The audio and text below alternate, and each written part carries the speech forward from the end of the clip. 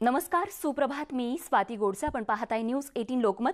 सकाळी 7च्या बुलेटिनमध्ये आपल्या सगळ्यांचं स्वागत. आणि सुरुवातीलाच बातमी आहे कोकणातून महत्त्वाची रेड अलर्ट संदर्भातली. रत्नागिरी जिल्ह्यात आज आणि उद्या असे 2 दिवस रेड अलर्ट जाहीर करण्यात आलेला आहे. जिल्ह्यातील आपत्ती व्यवस्थापन त्यानुसार सज्ज झालंय. जिल्ह्यात 2 एनडीआरएफच्या तुकड्या देखील तैनात करण्यात आल्या असून चिपळूणखेड या ठिकाणी एक, तर रत्नागिरी आणि राजापूर या भागासाठी दुसरी तुकडी जी आहे ती राखीव ठेवण्यात आली आहे. तर समुद्रकिनारी कुणीही जाऊ नये असं आवाहन देखील जिल्हा प्रशासनाकडून करण्यात आलंय. त्यामुळे नागरिकांनी याची दखल घ्यावी. हे 2 दिवस रत्नागिरी जिल्ह्यात रेड अलर्ट जाहीर करण्यात आलाय, कारण अतिवृष्टीचा इशारा हवामान खात्याने दिलेला आहे आणि त्यामुळे कोणतीही अनुचित प्रकार या ठिकाणी घडू नये, कोणाच्याही जीविताला धोका होऊ नये यासाठी हा रेड अलर्ट जाहीर करण्यात आला असून आवाहन करण्यात आलंय समुद्रकिनारी न जाण्याचं. आमचे त्या ठिकाणचे प्रतिनिधी शिवाजी गोरे आपल्या सोबत आहेत. शिवाजी, तर शिवाजी यांच्याशी कनेक्ट होण्याचा आपण प्रयत्न करणार आहोत. तर रत्नागिरीमध्ये आता मुसळधार अतिवृष्टीची शक्यता आहे आणि त्याच पार्श्वभूमीवरती 2 दिवस रेड अलर्ट जाहीर करण्यात आलेला आहे आणि त्यानुसार आता प्रशासन देखील सज्ज झालेलं आहे. एनडीआरएफच्या 2 तुकड्या तैनात करण्यात आल्या असून चिपळूणखेड या ठिकाणी एक, तर रत्नागिरी राजापूर या भागासाठी दुसरी तुकडी जी आहे ती तैनात ठेवण्यात आलेली आहे. आणि कुणीही समुद्रकिनारी जाऊ नये असं आवाहन जिल्ह्यातल्या रहिवाशांना, नागरिकांना करण्यात आलेलं आहे, कारण 2 दिवस अतिवृष्टीची शक्यता वर्तवण्यात आली आहे. तर आपण पाहतोय राज्यात मान्सून दाखल झाला आणि त्याच पार्श्वभूमीवरती आता अतिवृष्टीचा इशारा हवामान खात्याने दिलेला आहे. गेल्या 2 दिवसांपूर्वी आपण पाहिलं मुंबईमध्ये अतिमुसळधार पाऊस झाला आणि त्यानंतर आता कोकणाकडे हा पावसाचा मोर्चा वळाल्याचं बघायला मिळते. अजूनही राज्यातल्या अनेक भागांमध्ये पाऊस सुरू आहे. रिमझिम काही ठिकाणी पडतोय तर काही ठिकाणी अतिवृष्टी होतीये आणि आता कोकणातही अतिवृष्टीचा इशारा जो आहे तो हवामान खात्याने दिलेला आहे आणि त्याच पार्श्वभूमीवरती रत्नागिरी जिल्ह्यात 2 दिवसांचा रेड अलर्ट जारी करण्यात आलेला आहे. आणि रेड अलर्ट याचा अर्थ या ठिकाणी अतिवृष्टी होणार आहे, कोणाच्याही जीविताला हानी होऊ नये यासाठी प्रशासनानं नागरिकांना काळजी घेण्याचं आवाहन केलंय. समुद्रकिनारी जाऊ नका असं देखील प्रशासनाकडून सांगण्यात आलंय आणि मदतीसाठी म्हणून एनडीआरएफच्या 2 तुकड्या तैनात करण्यात आलेल्या आहेत. तरी नागरिकांनी काळजी घ्यावी. विशेषतः समुद्रकिनारी राहणाऱ्या नागरिकांनी अधिक सतर्क राहण्याची गरज आहे. खरं तर आता शेतकरी राजा आनंदलेला आहे, कारण आता पेरण्यांना सुरुवात झाली आणि विशेषतः कोकणामध्ये आपण जर विचार केला तर कोकणामध्ये भात शेती होत असते आणि भाताच्या पेरणीला या ठिकाणी आता सुरुवात झालेली आहे, कारण मान्सून यंदा आपण पाहतोय अगदी वेळेत दाखल झालेला आहे आणि त्यामुळे कुठेतरी पेरणीला सुरुवात झालेली आहे. पण आता 2 दिवसांमध्ये अतिवृष्टी होणार आहे आणि त्या पार्श्वभूमीवरती प्रशासन कसं सज्ज झाले कोकणातलं जाणून घेऊयात. आमचे प्रतिनिधी शिवाजी गोरे आपल्या सोबत आहे. शिवाजी, काय काय तयारी रेड अलर्टच्या पार्श्वभूमीवरती रत्नागिरी जिल्ह्यात? रत्नागिरी जिल्ह्यामध्ये 2 दिवस रेड अलर्ट जारी करण्यात आल्यानंतर रत्नागिरी जिल्ह्यातलं जे आपत्ती व्यवस्थापन आहे ते आता सतर्क झालेलं आहे. रत्नागिरीचे जिल्हाधिकारी लक्ष्मी नारायण मिश्रा यांनी आपत्ती व्यवस्थापनाला सतर्क केलंय. जिल्ह्यातल्या सर्वच तालुक्यामधलं आपत्ती व्यवस्थापन सतर्क आहे. ग्रामपंचायत पातळीवरती सुद्धा त्यांना आवाहन करण्यात आले. सर्व नागरिकांना आवाहन करण्यात आलेलं आहे आणि त्याचप्रमाणे जिल्ह्यामध्ये 2 एनडीआरएफच्या तुकड्या सुद्धा दाखल झालेल्या आहेत. समुद्राला मोठं उधाण आहे. गेले 4 दिवस समुद्राला मोठी भरती येते आणि त्यामुळेच कुठेतरी समुद्र किनारपट्टीवरच्या लोकवस्तीला धोका निर्माण होऊ शकतो. त्यामुळे नागरिकांना समुद्र किनाऱ्यावरती कोणी जाऊ नये अशा प्रकारच्या सूचना देण्यात आल्या आहेत. मासेमारीसाठी जाऊ नये किंवा समुद्रावरती फेरफटका मारण्यासाठी जाऊ नये अशा सूचना देण्यात आलेल्या आहेत. काल सुद्धा समुद्राला मोठी भरती होती, मोठं उधाण होतं. आज सुद्धा हायटाईड आहे. पुढील 2 दिवस तर धोक्याचे आहेत.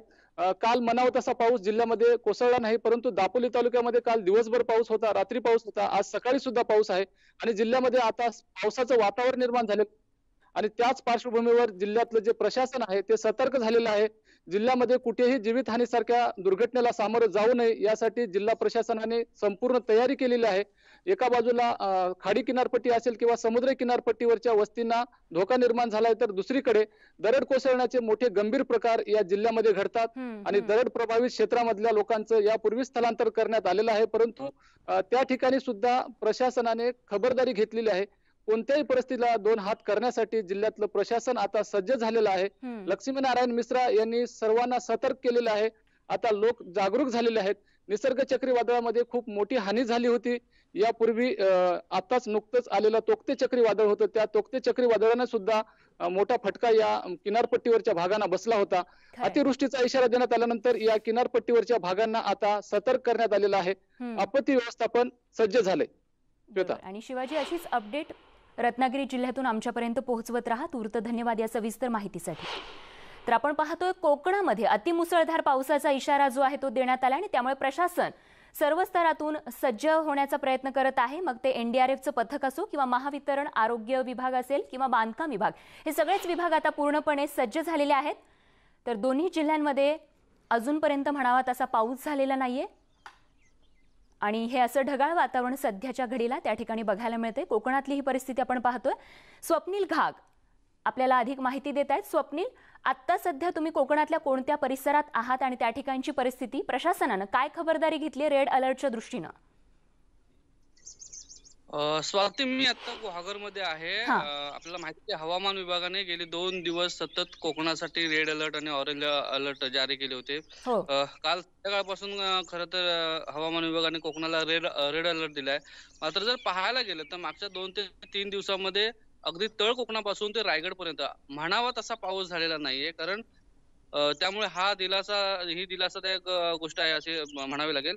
पण रेड अलर्टच्या पार्श्वभूमीवरती तिन्ही जिल्ह्यातलं जे प्रशासन आहे पूर्णपणे सज्ज आहे. विशेषतः रत्नागिरी जिल्ह्यामध्ये जे आहेत त्या एनडीआरएफच्या टीम वेगवेगळ्या भागात तैनात आहेत. चिपळूणमध्ये 18 जणांची टीम ही पूर्णपणे सज्ज झालेली आहे.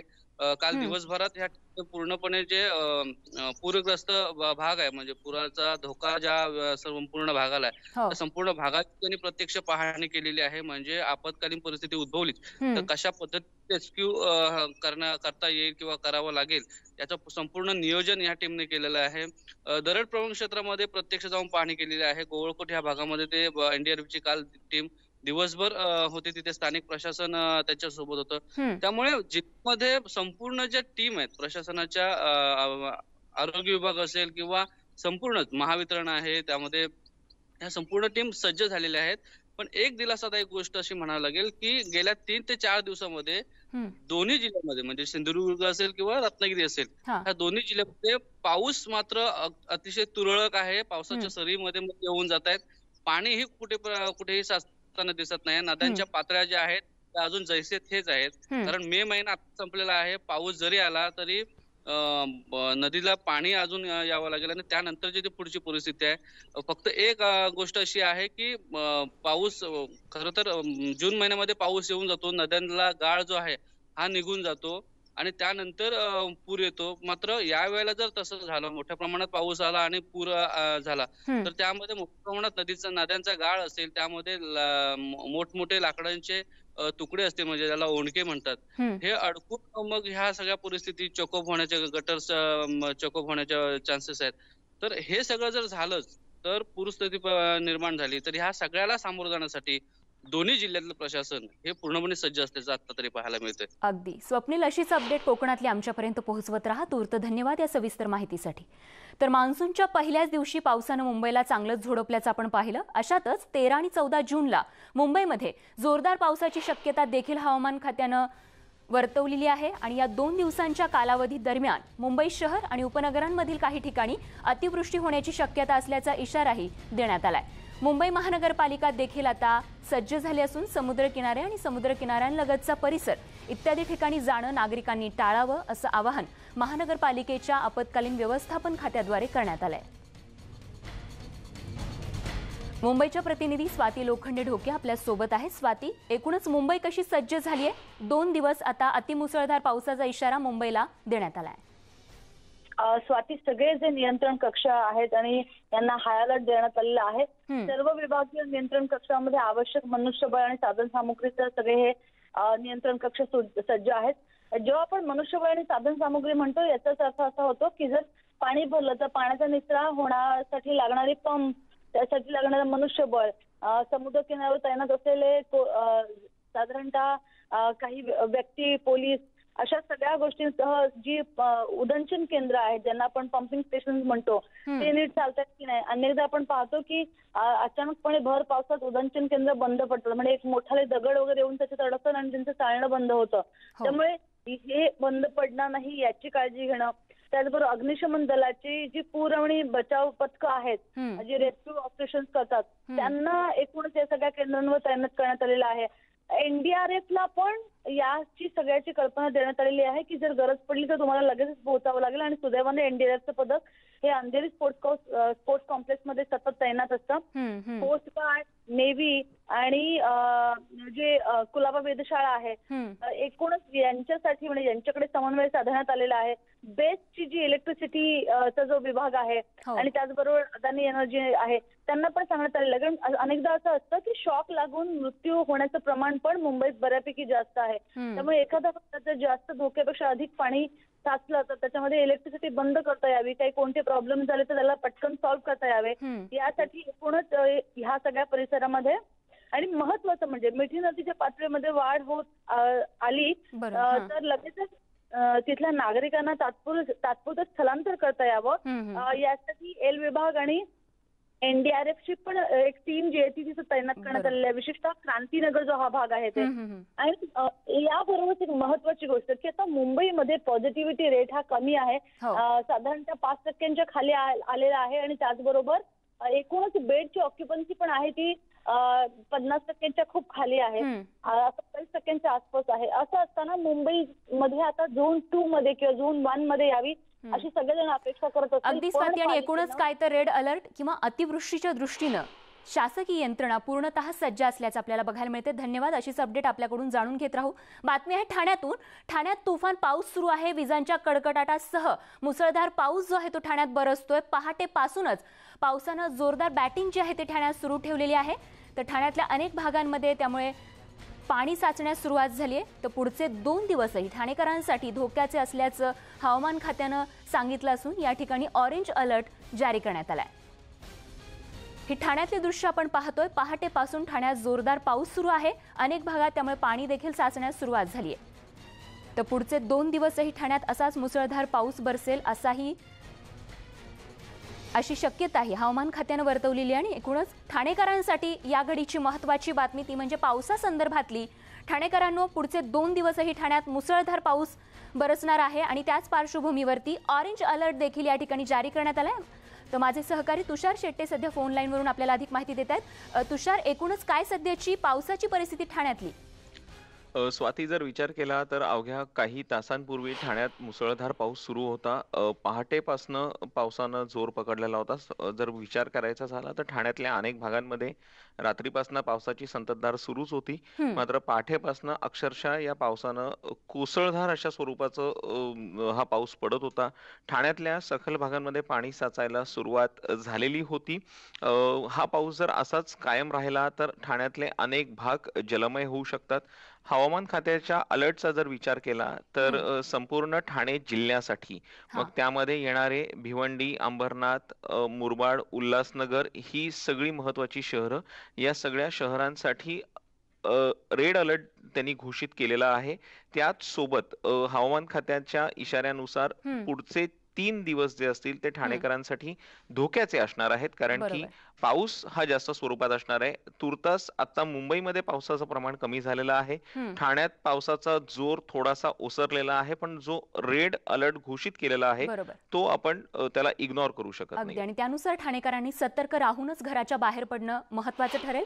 तुषारजी, धन्यवाद या माहितीसाठी. आणि यानंतर भिवंडीतून महत्त्वाची बातमी आहे. भिवंडीतही जोरदार पाऊस सुरू आहे. शहरातील सखल भागात पाणी साचलंय. महापालिकेने जो दावा केला होता नाले सफाईचा, तो दावा या पावसात फोल ठरताना बघायला मिळतोय. खरं तर पावसात आत्ताशी कुठे पावसाळ्याची सुरुवात झाली आणि सुरुवातीलाच अशा पद्धतीनं पाणी साचण्यास सुरुवात झाल्याचं बघायला मिळते. 200 पेक्षा अधिक दुकानांमध्ये भिवंडीमध्ये आपण पाहतोय दुकानांमध्ये देखील पाणी शिरलंय आणि पाणी साचल्यामुळे नागरिकांचे प्रचंड हाल होत आहेत.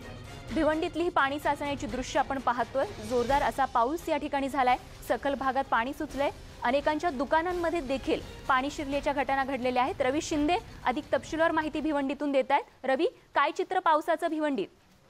अच्छा, पहाटेपासून पावसाने विश्रांती घेतलेली आहे. मात्र रात्री मुसळधार पावसामध्ये भिवंडी शहरातील मुख्य बाजारपेठ असलेल्या तीनबत्तीमध्ये जवळ 200 पेक्षा जास्त दुकानांमध्ये पाणी शिरलं होतं. त्यामुळे व्यापारी असतील, नागरिकांचे मोठ्या प्रमाणात हाल झाले.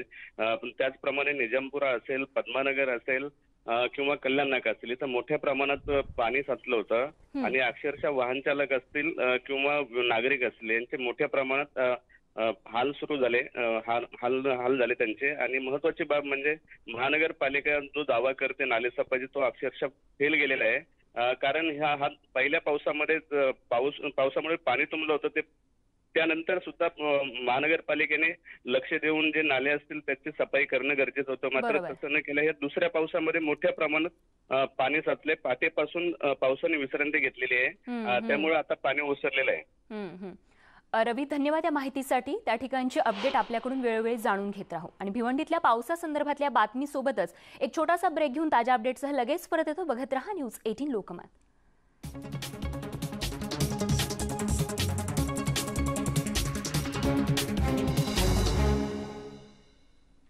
ब्रेकनंतर सकाळच्या बातम्यांमध्ये आपल्या सगळ्यांचं पुन्हा एकदा स्वागत. आणि आता पावसासंदर्भातली बातमी वसई विरारमधून. वसई विरारला देखील पावसानं झोडपून काढलंय.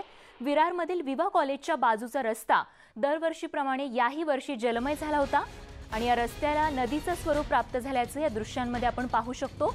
अनेकांच्या सोसायटी आणि दुकानांमध्ये देखील पावसाचं हे पाणी शिरलं होतं आणि त्यामुळे नागरिकांना त्रास सहन करावा लागला. आणि या ठिकाणचा या संदर्भातला आढावा घेतला आमचे प्रतिनिधी विजय देसाई यांनी.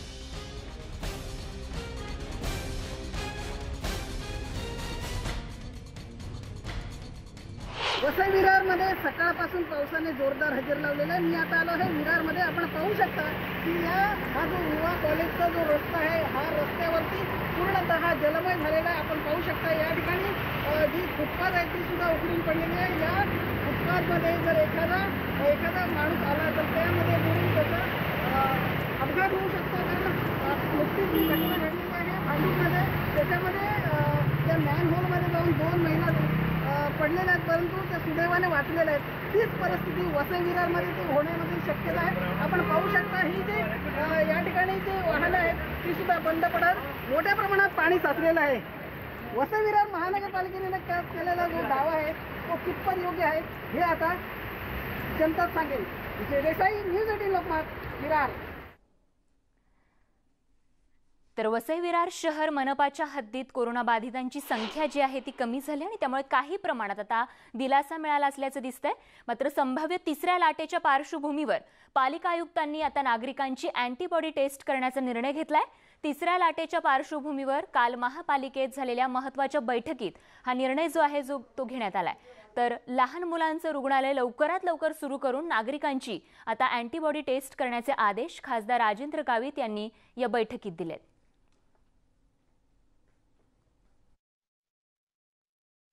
सेकंड वेव जो है अभी तक मतलब ख़त्म नहीं हुई है महाराष्ट्र में, लेकिन फिर भी अभी जो थर्ड वेव जो है वो थर्ड वेव जो है वो यहाँ से 12 साल से लेकर 18 साल के जितने भी जो यंग मतलब लड़के या लड़की हैं उनके लिए एंटीबॉडी टेस्ट होना बहुत ज़रूरी है, ताकि हम यहाँ पे पता चले कि एंटीबॉडी टेस्ट का प्रोपोर्शन कितना है. आणि बातमीसोबतच या बुलेटिनमध्ये वेळ झाली एका छोट्याशा ब्रेकची आणि ब्रेकनंतर स्पीड न्यूजमध्ये आपण भेटणार आहोत. बघत रहा न्यूज 18 लोकमत.